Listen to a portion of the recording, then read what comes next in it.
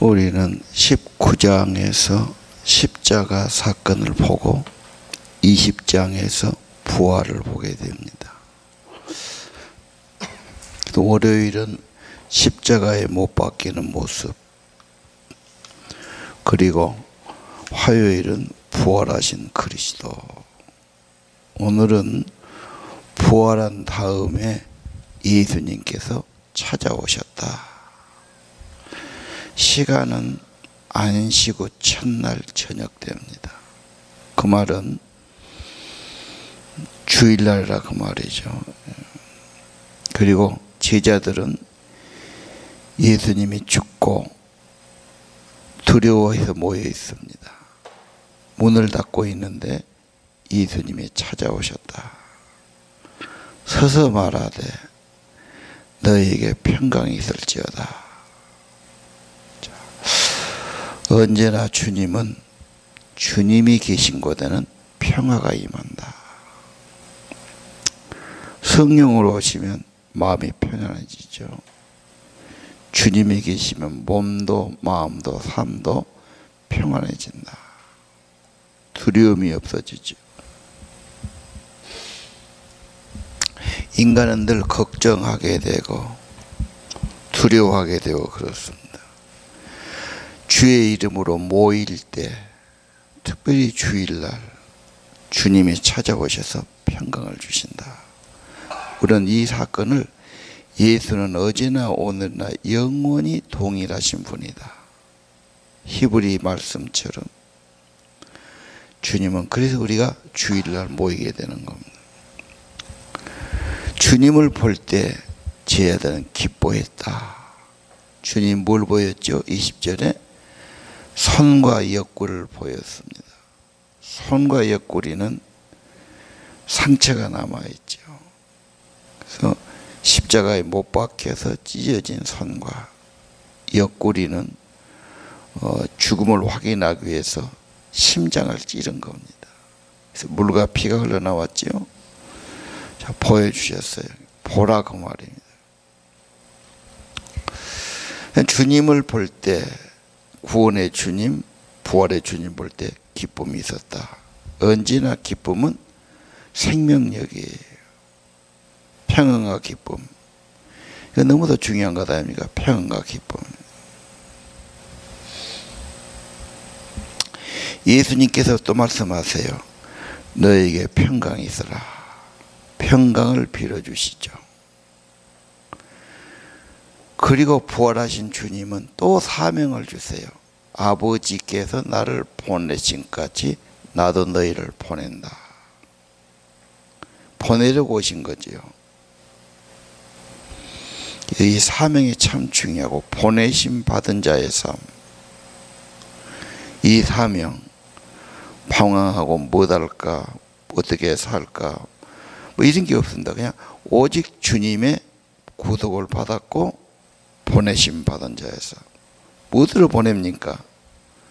복음을 전하고 영혼을 구원하고 십자가를 전하고 부활 생명 얻도록 보내는 거지.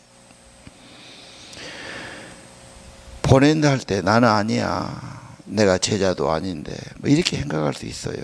그러나 믿음이 들어가고 말씀이 들어가면 이건 남을 위한 말이 아니다. 구원받은 나를 향한 말. 내가 예수 제자가 되어야 되고, 내게 생명을 주고 평안을 주시고 은혜를 주시고, 아버지가 나를 보내기까지 나도 지금도 동일하단 말이에요. 예수님은요, 너를 보낸다.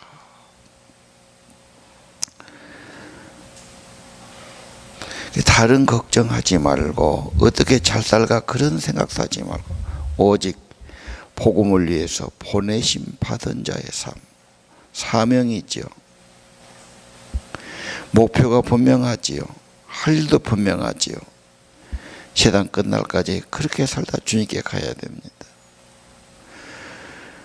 그리고 주님이 또 하나 말했지요. 성령을 받으라. 생명, 영, 호흡.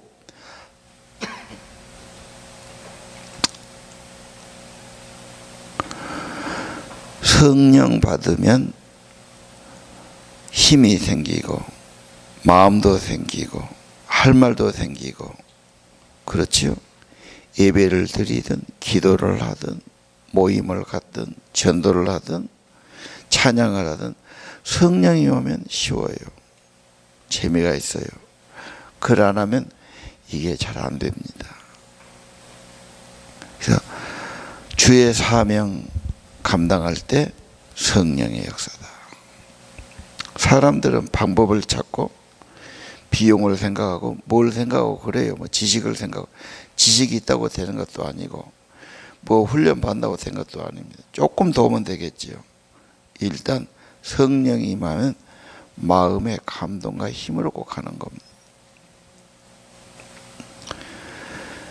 자, 그 다음에 사제권을 말씀하죠. 죄 사함에 대해서 너희들이 가서 예수 이름으로 죄 사한다고 증거해라고 말해요. 죄를 용서받는 게 굉장히 중요한 겁니다. 왜? 죄가 있으면 저주가 붙어 있잖아요. 이 죄와 저주에서 악의 세력에서 자유함을, 죄의 사함의 선포가 굉장히 중요합니다. 우리가 가서 뭐라고 합니까? 십자가에서 속죄, 부활을 말하는 겁니다.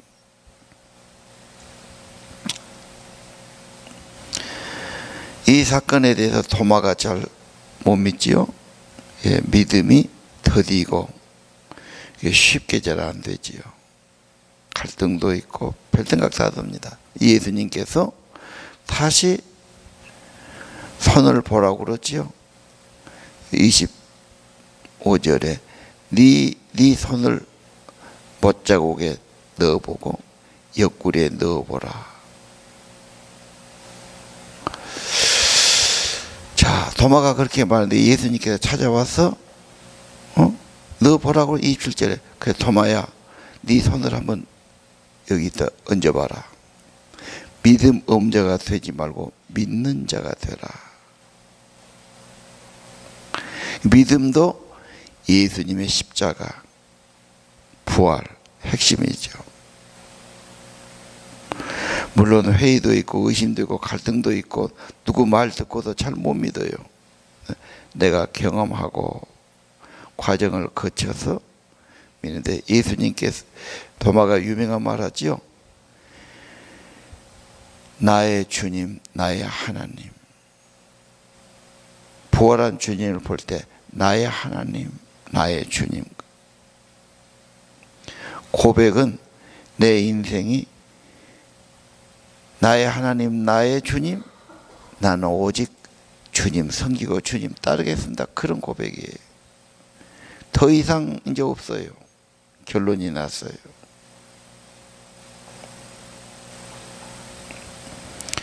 방황한 사람 많고 뵐 사람 다 있습니다.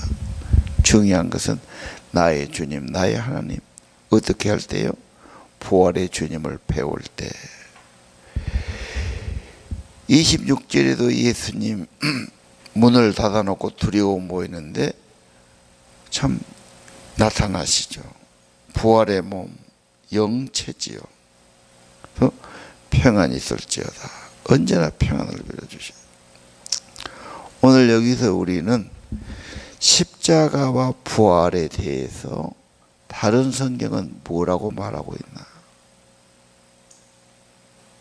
특별히 서신서 해석이니까요.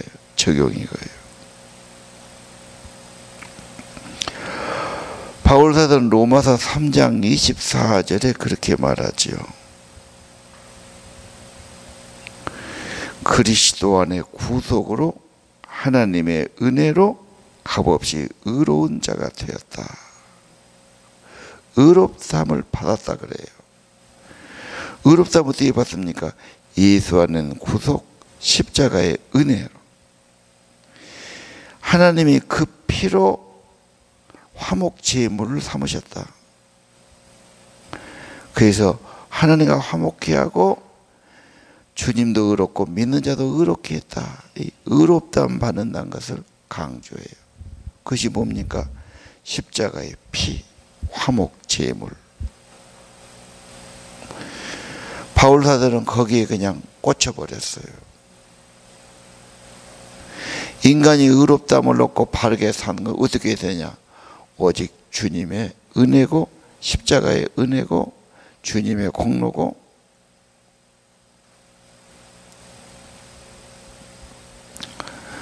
그는 에베소 7장에 우리가 그의 피로 구속 곧 죄의 사함을 받았다.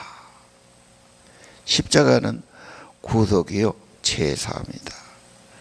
나의 모든 죄의 사함 받는 것.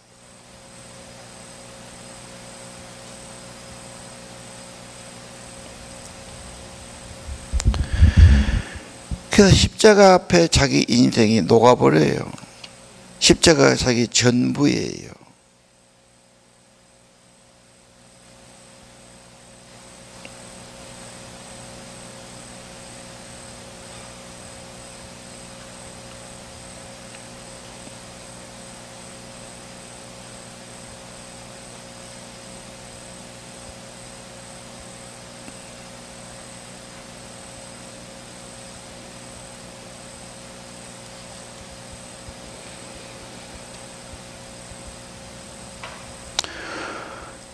골로서 1장은 그가 우리를 흑암의 권세에서 건져서 사랑의 아들의 나라로 옮기셨으니 그 아들 예수 안에서 구속 곧 죄의 사함을 받았다.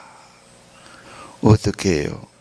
예수님의 죽으심으로 구원을 받고 죄의 사함 받고, 죄의 사함 받고 끝난 게 아닙니다. 새 생명을 얻고 성령을 받습니다. 그 유명한 갈라디아 2장 20절, 십자가는 내가 죽은 사건, 내가 그리스도와 함께 십자가에 못 박혀 죽는다. 예수가 죽을 때 나도 죽는다. 예수님이 부활했어요. 이제는 내가 산 것 아니야. 내 안에 주님이 살아계신다. 예수로 산다. 예수를 위해 산다. 예수 생명으로 산다. 그게 평안이고 기쁨이고 행복이에요. 자꾸 내 힘으로 살려니까, 돈으로 살려니까, 뭘로 살려니까 인생이 답답한 거예요. 나는 예수와 함께 십자가에 죽었고 없어졌고 오직 부활의 주, 생명의 주 예수로 산다. 사명으로 산다. 성령으로 산다. 주님 의지하고 주님 믿지요. 그리고 나의 주님, 나의 하나님이라고 고백해라. 너는 나를 본고로 믿느냐? 보지 않고 믿는 자가 복되다. 말씀 듣고 믿어야지요. 그것도 기도해야 됩니다. 자, 예수님의 기록이 있는데 마지막 결론 그랬죠. 예수가 하나님의 아들, 그리스도로 믿어라. 구속주로 믿어라. 하나님으로 믿어라. 믿음은 뭐가 있죠? 새 생명 얻는다. 예수 믿으면 예수님이 생명으로 성령으로 내 안에 살으시는, 그거 굉장한 거죠. 별 볼 일 없고 별 가진 것 없지만 하나님이 내 안에, 생명 되신 성령이 내 안에 계시다는 거 엄청난 겁니다.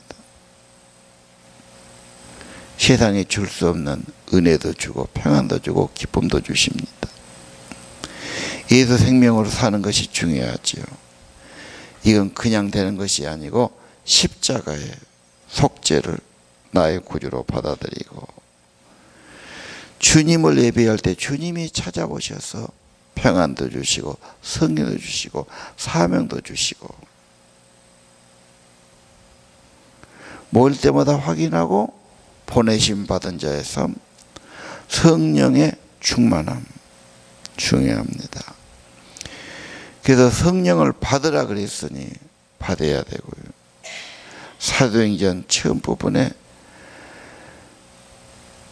아주 예수님께서 대사명과 이임을 하지요. 땅까지 내 증인들아. 예루살렘과 유다와 사마리아 땅까지. 근데 오직 성령이 임하면 그런 단서가 붙어 있어요. 하나님의 영이 함께 하시면 중요합니다. 그래서 이번 성령 수양에도 성령의 탄비가 임하도록 기도해 주시기를 바랍니다. 기도합시다.